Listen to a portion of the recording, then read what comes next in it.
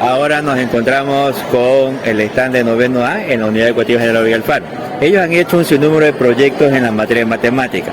Vamos a escuchar a tres bellas niñas, las cuales nos van a explicar el trabajo. Ya. Buenas tardes a todos. Nuestro proyecto se trata de un brazo hidráulico que está basado en el principio de Pascal, y este proyecto tiene la importancia de enseñarle la función de los fluidos y los ejercicios que pueden ejercer. En este hay dos diferentes brazos hidráulicos. Los dos tienen dos colores diferentes. Uno es para ocupar cualquier persona y otro es para ocupar nosotras mismas para la explicación.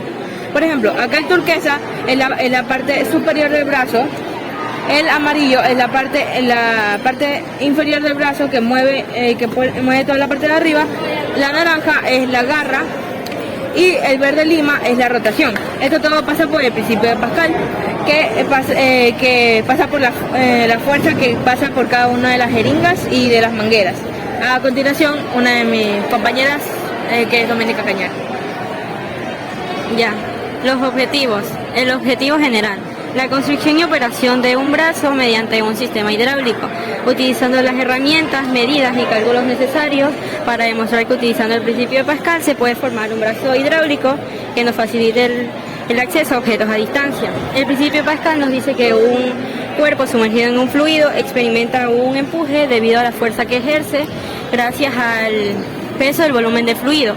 Los objetivos específicos: calcular la presión necesaria para así poder ejecutar los movimientos, implementar las jeringas necesarias para que una transmita la presión sobre otra, desarrollar habilidades ingeniosas para la realización de este tipo de aparatos, demostrar el funcionamiento del brazo hidráulico y la importancia de los fluidos. Ahora mi compañera Alexa Roldán. La parte matemática y científica. La mecánica de los fluidos es la parte física que estudia la acción de los fluidos. Está la presión, que es la fuerza que ejerce un fluido, y la fuerza, que es la acción de poder cambiar el objeto. Se dice que está con la parte de los cuales son los cálculos. Los cálculos sería, según el tamaño, es el tamaño limitado. Según el análisis de la jeringa, sería de 10 mililitros, con un diámetro de 1.5 centímetros y con un largo de 11.5 centímetros. Las fuerzas de fricción son demasiado pequeñas para ser apreciadas, asumiendo el material de la jeringa, que sería de plástico. Para sacar la fórmula de la presión sería presión igual fuerza dividido para área o superficie. Nuestra jeringa necesita de 904.2 de fuerza, y para la presión del agua necesita de 1.12 de agua, y de aceite sería de 977.11 de presión. Por la economía sería más factible el agua, además porque ejerce un poco más de presión y eso hace que agarre un objeto un poco más pesado. Una pregunta: ¿qué tiempo ustedes demoraron en hacer todo este trabajo? Más o menos terminamos en un día cada uno. Este fue un día diferente y este fue otro. Este fue el primero que hicimos. Y unas características curiosas sobre esto es que, como este es de madera, hay veces que el peso lo lleva a irse para abajo. Por eso, para que no se nos vaya, podemos sostenerlo. Y no pueden cargar tanto peso. Listo, niña, muchas gracias, felicitaciones. Y ahora nos encontramos con el proyecto de Puente Levadizo. Vamos a escuchar en qué consiste este proyecto, que nos va a explicar sus compañeros estudiantes. Bueno, nuestro proyecto en sí consiste en un puente levadizo. Con el fin de poder ayudar a descongestionar tanto el tráfico por vía marítima como por vía terrestre. Nosotros, en nuestro prototipo, lo hicimos totalmente de palitos de madera. Su funcionamiento es el siguiente. Con hacemos que bajando la palanquita de aquí, el puente sube. Lo mismo podemos hacer con él. Subiendo la palanquita, hacemos que el puente baje y vuelva a su posición normal. Lo que a nosotros nos costó hacer este proyecto, como podemos ver, son dos puentes. Cada uno nos costó aproximadamente un día. En total nos reunimos 2 días. Nuestro puente, aparte de hacer su S, puede aguantar un peso de 2 carritos. Eso se les explicará a mi compañero en su parte matemática. Bueno, yo voy con la parte matemática. De largo mide 43 centímetros, de altura mide 30 centímetros y los carros, este pesa 160 gramos y este 115 gramos. El puente aproximadamente pesa 350 gramos, se eleva 90 grados, 32 centímetros.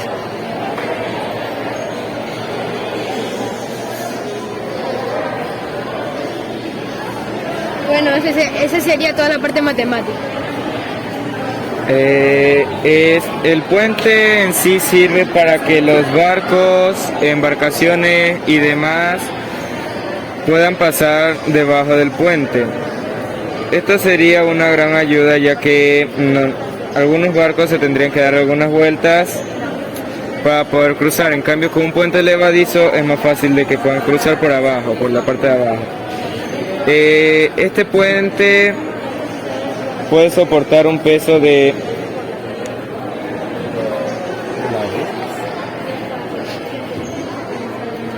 275 gramos, pero tenemos un carrito que pesa 160 gramos y otro que pesa 115.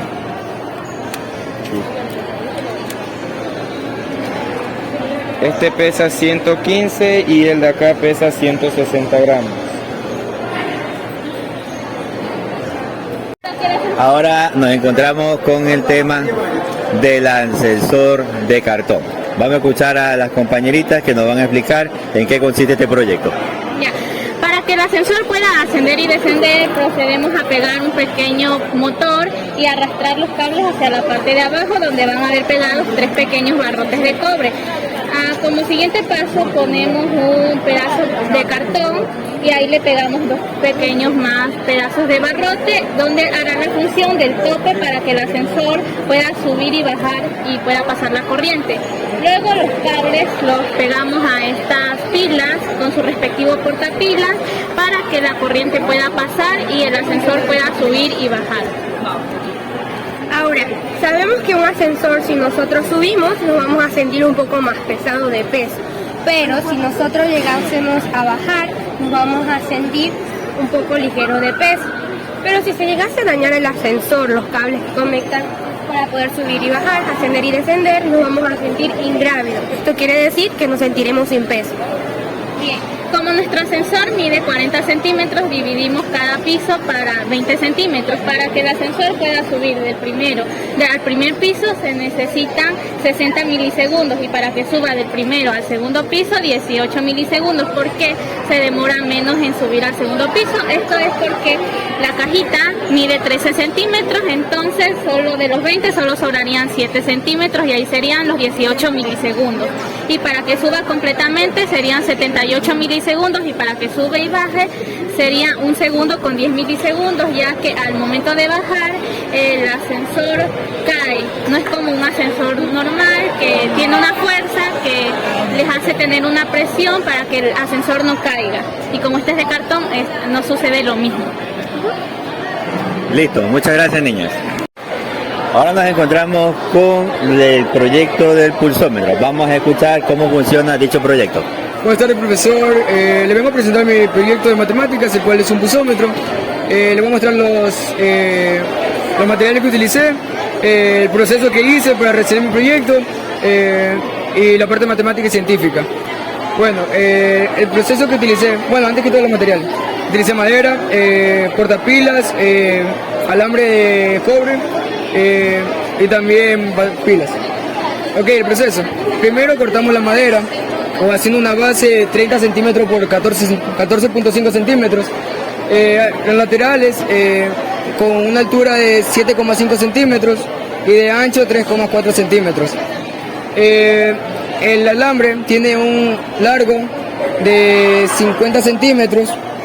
Y bueno, vamos con el proceso. Primero, sabemos que el portapilas tiene un cable negativo y un cable positivo. Bueno, el cable negativo va conectado con la parte negativa del bombillo y la parte positiva va conectada con el aro de cobre. Entonces, este es el momento que el cobre, que el aro metálico toca con el cobre, hace conexión y prende el bombillo. Puede intentarlo si quiere. Eso sería todo, muchas gracias. Y ahora nos encontramos en el stand de las leyes de Newton. Vamos a escuchar en qué consisten estas leyes con sus compañeros. Bueno, el día de hoy les vamos a explicar lo que serían dos leyes de Newton con simples experimentos caseros. Vamos a hablarles sobre la primera ley de Newton. La primera ley de Newton se conoce como la inercia, es decir, que todo objeto permanecerá en reposo o en movimiento estado uniforme rectilíneo, a no ser que sobre él actúe una fuerza neta. Para realizar este tipo de equilibrios, en este caso, habría que concentrar toda la masa en un único punto. Es decir, que por en sí la masa actúa lo que sería el peso. Así que si nosotros lograríamos cancelar el peso, haría que pues en sí el sistema se permanecería en reposo y haría ese tipo de efectos. Vale, vamos a realizar otro experimento sobre la primera ley de Newton. Pues nosotros al colocar lo que sería un vaso, una bandeja, un rollo de cartón, cualquier objeto que se permanezca afuera del rollo de cartón, al momento de que yo dé un golpe fuerte y seco, haría que el rozamiento con los tubos de cartón se consideraría cero. Es decir, que sobre este objeto no estaría actuando ninguna fuerza y se permanecería en la misma posición y caería totalmente a plomo en el interior del vaso. Como se puede lograr observar, en el interior del vaso se encuentra lo que sería. Bueno, y como tercer experimento tenemos el truco de la hoja. Este experimento consiste en poner dos objetos aquí y pues bueno, y si tiramos de la hoja con la suficiente fuerza hacia abajo, el rozamiento no permitirá que los vasos sean arrastrados, es decir, esto permanecerá en reposo.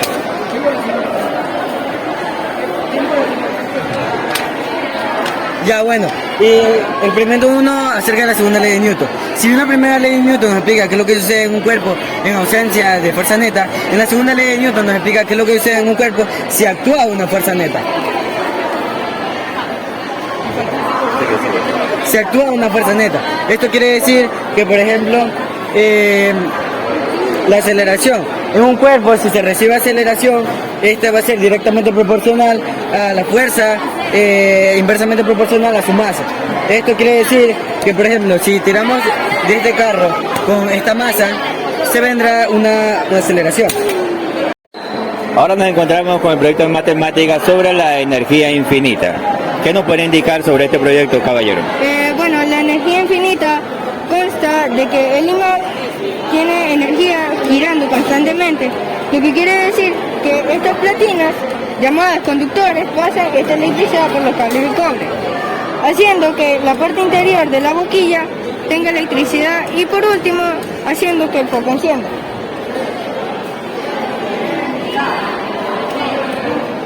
No es muy estable la conexión, ya que el imán, como dije, gira constantemente muy rápido, entonces los cables no pueden con tanta energía. Les voy a explicar la parte química de mi experimento. Bueno, ¿cómo podemos hacer funcionar esto? Bueno, como mencioné, el imán tiene energía, lo que hace que las platinas o conductoras conduzcan hacia los cables de cobre a la boquilla. Y como ya enseñé, puede encender el foco. Pero algunos se estarán preguntando por qué yo no puedo poner esto para así tener energía infinita en mi casa y no pagar impuestos. Bueno, esto es difícil de realizar, ya que un foco en sí normal trata de la boquilla, ponerla y ya está. Pero esto tiene que hacer un proceso muy largo. Aparte, las conductoras pueden quedar inestables en el momento de ponerla en la pared.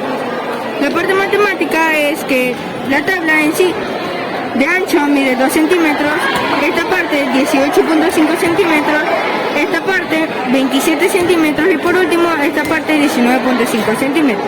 Es un triángulo isósceles, como pueden ver. El foco es de 120 voltios. La boquilla es de 4.6 centímetros. Las platinas cada una es de 4 centímetros. Esta bajadita que pueden ver aquí son de 2 centímetros o de 1.5 centímetros. Esto varía dependiendo de cómo pongamos bien la platina. Ahora, profe, le voy a hacer una pregunta para que usted pueda ganar cualquier de los dulces que está aquí. ¿Cuánto mide de ancho esta parte? 2 centímetros. Muy bien. Sí, ya gané, ya listo, gracias. Número, profe. Ahora nos encontramos con el proyecto del convertidor. Vamos a escuchar a nuestro compañero en qué consiste este proyecto. Ok, buenas tardes con todos. Mi proyecto, me presento, soy René Jarano. Mi proyecto se llama Convertidor de Corriente Alterna a Directa. Ok, voy a empezar primero con los materiales. Primero lo que ven aquí sería una perilla licuadora, una bobina microondas que adentro contiene lo que sería cobre y un imán que genera campo magnético. Y aquí cables de corriente, un condensador y sus diodos, y el motor y un ventilador. Ok, ahora con la explicación. La explicación aquí en la bobina sería que cuando yo giro esto, genera una corriente alterna que viaja hacia el condensador, y entonces el condensador, que sería la fuente, la convierte en corriente alterna a corriente directa, a lo que el motor recepta la corriente directa, también llamada como negativa directa. Entonces se vería tal que así. Y en la parte matemática tenemos que la bobina de un microondas es variable, genera entre 1 a 12 voltios. Y el condensador, que sería la fuente, esta es una fuente de onda completa, que está compuesta por 4 diodos y un condensador electrolito. Y acá el motor es donde receta la corriente, que esto consiste en tener polaridad negativa positiva. Y la práctica sería simplemente que es, mientras más rápido es, más vuelta da. Gracias. Gracias. Ahora nos encontramos con el proyecto del dron casero. Sus compañeros nos van a explicar en qué consiste este trabajo. Hola, buenas tardes. Mi nombre es Salomé Conforme. Este es nuestro proyecto del dron casero que está, y mis compañeros con los que lo hicimos es Mateo Valverde y Derek Giler. Bueno, les voy a explicar primero qué materiales utilizamos. Utilizamos lo que son 2 paletas de helado y las pegamos en forma de cruz.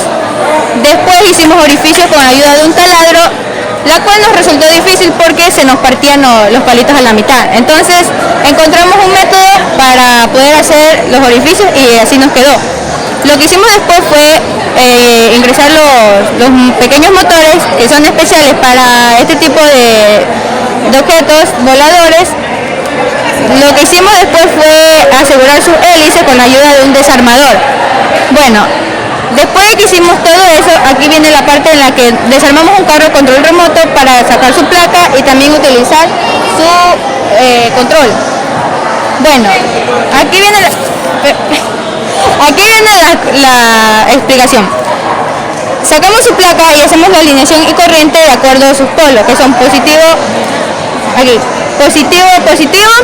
negativo con negativo.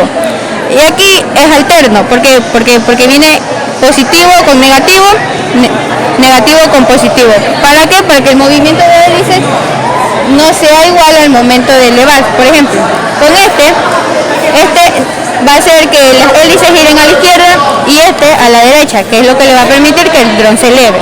Ahora vamos a pasar con la explicación matemática.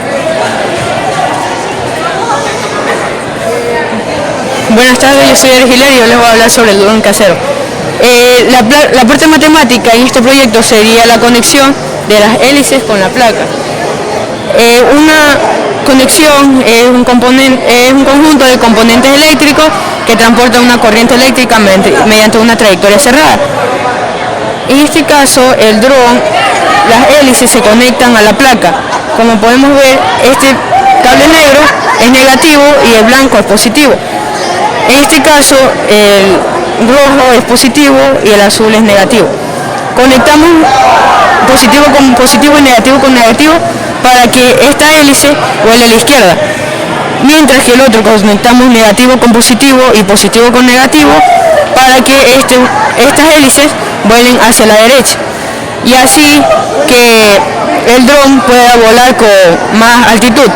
En este caso es un poco complicado hacerlo volar, primero por factor de peso, porque la placa, la batería, las hélices hacen que todo esto sea pesado, y también por la estabilidad. Este no fue un trabajo sencillo, fue un trabajo de prueba y error, ya que probamos algo y si había un error lo volvíamos a intentar y así sucesivamente. Esto no fue fácil porque tenemos cada entrada y tenemos que conectar exactamente con el cable que es a la placa. Si tuviéramos la placa del dron, pudiese que volara ya porque la placa controla la estabilidad y la velocidad de cada hélice. A continuación, mi compañero Mateo Valverde. Buenas tardes, profesor. En este caso yo voy a explicar la parte matemática. Como dijo mi compañero, esto se basa básicamente en los polos. Y la corriente eléctrica fluye a través de ellos. El cátodo, que es el polo negativo, y el ánodo, que es el polo positivo. En este caso, la dirección de los polos depende de la dirección de las hélices del ROM. Esta dirección, que es la dirección que para que se mueva a la derecha, va de la siguiente manera: positivo con negativo, negativo con positivo, y la parte izquierda va de viceversa. Es decir, positivo con positivo, negativo con negativo. Ahora, las revoluciones por segundo que puede tener el ROM son aproximadamente unas 120 revoluciones por segundo. Y también depende la cantidad de voltios que la batería puede generar y que la placa aguante. Aproximadamente esta cantidad son de aproximadamente 13.3 a 15 voltios. Ahora, la altura que puede subir el ROM son aproximadamente 120 metros. El peso que puede soportar son de 77.11 gramos y el tiempo que se puede mantener en el aire son aproximadamente de 20 a 45 minutos. Muchas gracias. Ahora nos encontramos con el proyecto de los volcanes, donde las señoritas nos van a hacer un resumen de qué consiste su trabajo. Bueno, primero lo que yo, para hacer erupciones del volcán se necesita agua, bicarbonato, vinagre, para darle color, jabón y unas pastillas alcalcentes. Pues bueno, el volcán tiene una medida de altura que sería 10 centímetros y de ancho 8 centímetros. En sí, por ejemplo, el volcán del Chimborazo, que vendría siendo el más grande del mundo, pues tiene una medida de 6.264 metros de altura. Eso. Listo, gracias. ¿Y usted, mi estimada señorita? Bueno, mi volcán es un volcán de humo. Este tiene la profundidad de 2.000 kilómetros de la superficie. Este es un volcán de humo, ya que bota cenizas, y estas cenizas viajan a 900 kilómetros. Y tiene una parte científica que la boca de un volcán, bueno, incluso puede estar de 10 centímetros, el ancho puede estar de 15 y el alrededor puede estar de 20. Bueno, para hacer como una recreación, yo le puse las estrellitas, que estas estrellitas pueden ser como el humo.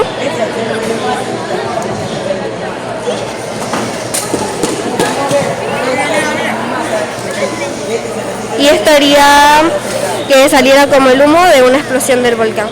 Gracias. Bueno, ¿vas a hacer? Primero vamos a ponerle agua, luego el vinagre,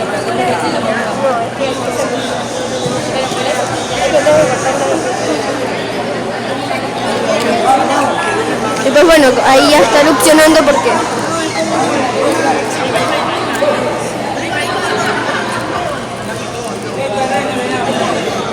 el bicarbonato. ¡Uy!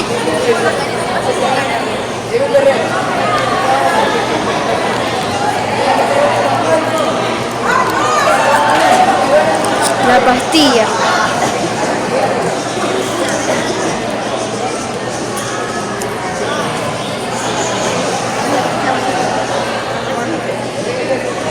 Listo, gracias. Ahora nos encontramos con el proyecto de la araña. Vamos a escuchar en qué consiste el proyecto con sus compañeras. Bueno, esta es una araña casera. Bueno, básicamente su funcionamiento es que está conectada al motor, que está acá arriba pegado a la rueda, por la batería, y acá está el tic-tac. Esto hace que las cabinas den vueltas y por ende la rueda también se mueva. Esta de aquí gira una frecuencia de 100 vueltas por minuto y esta de acá 50 vueltas por minuto. La fórmula que aplicamos para ver la frecuencia de las ruedas se aplica velocidad igual a desplazamiento sobre tiempo elevado y esto hace que podamos ver qué tanto giran las ruedas. Perfecto, muchas gracias, niñas. Ahora nos encontramos con el proyecto del carro eléctrico. Niña Serrano nos va a explicar en qué consiste este proyecto. Bueno, lo primero es para que el carro eléctrico funcione, voy a utilizar una batería de 9 voltios aproximadamente porque es la fuerza que necesita el carro, es con un motor de 12 voltios, todo esto va a ir conectado a un interruptor que me va a permitir que pueda controlar la energía de mi carro eléctrico. La parte matemática de este experimento es que es para saber la velocidad a la que corre un auto. Normalmente necesito saber la distancia recorrida de mi auto y el tiempo en que se va a demorar. Esto lo voy a dividir y así voy a poder saber la velocidad a la que va. Además de esto está representada la ecuación de la rapidez, la cual es rapidez igual cambio en el tiempo sobre espacio determinado, y la fórmula de la velocidad, la cual es cambio en el tiempo por espacio en el tiempo. Gracias. Ahora nos encontramos con el tema del escorpión hidráulico. Vamos a escuchar a su compañero en qué consiste este proyecto. Nuestro grupo está conformado por mi persona, Alexander Moreira, y por Caoli Hernández. Somos el grupo Escorpión Hidráulico. Esta es una figura hecha de paletas de madera que, en base al principio de Pascal, forma un escorpión con función hidráulica. Esta funciona como una herramienta de transporte, facilita el manejo del desplazamiento de cargamento pesado y el acceso a los objetos a distancia con sus tenazas, comprendiendo las aplicaciones de este principio. El objetivo del proyecto es la construcción de un escorpión con función hidráulica mediante fluidos, aplicando movimientos de rotación, energía cinética, presión hidrostática en las jeringas, tensiones y una relación de trabajo-energía. Tenemos la parte científica matemática, que sería lo de la rotación. La rotación es un concepto que tiene su origen en la geometría. Cualquier rotación es un movimiento definido en un determinado espacio, que conserva al menos un punto en su posición original. Puede describir, por ejemplo, el movimiento de un cuerpo rígido alrededor de un punto fijo. También tenemos lo que sería el principio de Pascal. Debido a las características de los fluidos, es decir, los líquidos, es imposible aplicar presión en un punto sobre ello. Para esto es necesario que la fuerza se ejerza sobre una superficie. Esta fuerza se le describe como la fuerza por unidad de área, o sea, la presión. El principio de Pascal se enuncia de la siguiente manera. Al ejercerse una presión sobre un fluido, esta se ejercerá con igual magnitud en todas las direcciones y en cada parte del fluido, o sea, de los líquidos. La parte científica se compone principalmente de la presión hidrostática, la cual es la presión a la que se somete un cuerpo sumergido en un fluido dado la columna de líquido que está sobre este. Es decir, la densidad que adquiere un cuerpo al estar sumergido en cierto líquido y se somete a este. La ecuación para calcularla es P igual a R por G por H, donde P significa presión, R es la densidad del fluido, G es la gravedad y H es la altura donde se encuentra la superficie del líquido. En segundo lugar se encuentra la energía cinética, la cual en física se considera que está relacionada a los cuerpos en movimiento y representa el esfuerzo que se necesita para que un cuerpo pase de estado de reposo a entrar en movimiento a una velocidad específica y determinada. Es decir, cuando un cuerpo está en estado de reposo, su energía cinética es de cero, dado que está completamente inmóvil. Una vez que se ejerce una fuerza de aceleración sobre este, su energía cinética aumenta proporcionalmente. Tenemos lo que sería la tensión. Todos los objetos físicos que están en contacto pueden ejercer fuerzas entre ellos. A estas fuerzas en contacto les damos diferentes nombres según sean los diferentes tipos de objetos que estén en contacto. Si la fuerza es ejercida por una cuerda, por un hilo o por un cable, la llamamos tensión. En este caso, la fuerza se ejerce mediante el tubo de la jeringuilla. Por último, pero no menos importante, se encuentra la relación de trabajo-energía, la cual es la transmisión de energía mecánica de un cuerpo a otro. Dado que es un movimiento de energía directa, se toma la misma unidad de medida que esta, la cual son los joules, también conocidos como julios. En física se define como el momento en que se ejerce una fuerza sobre un cuerpo y dado esto, toda su energía se ve afectada. Muchas gracias.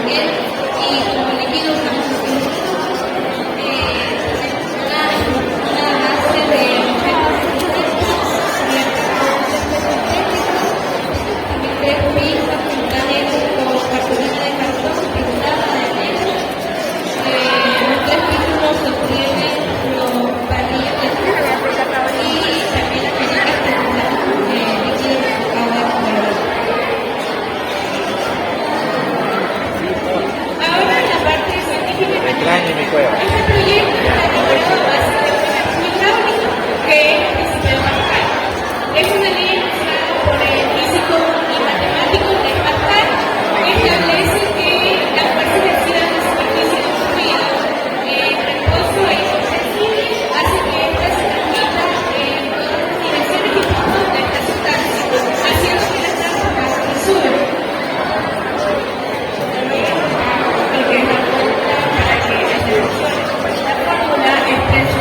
Presión igual a fuerza sobre área. La presión es decir, la indoble de I. También encontramos lo que son las medidas de este proyecto. Tenemos una altura de 30.7 centímetros, el ancho de 27.5 centímetros, el largo de 60 centímetros, cada separación de cada pieza está aproximadamente en unos 10 a 9 centímetros de separación.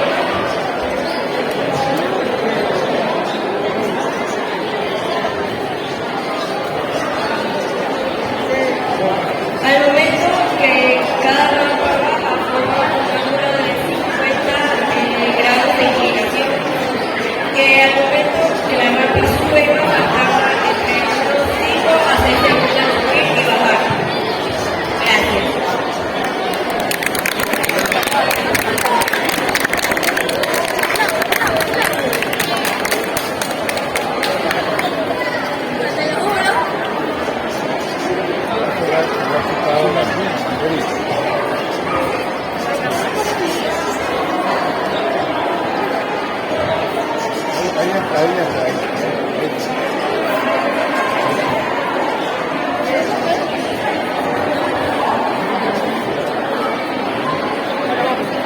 Carlos Vázquez.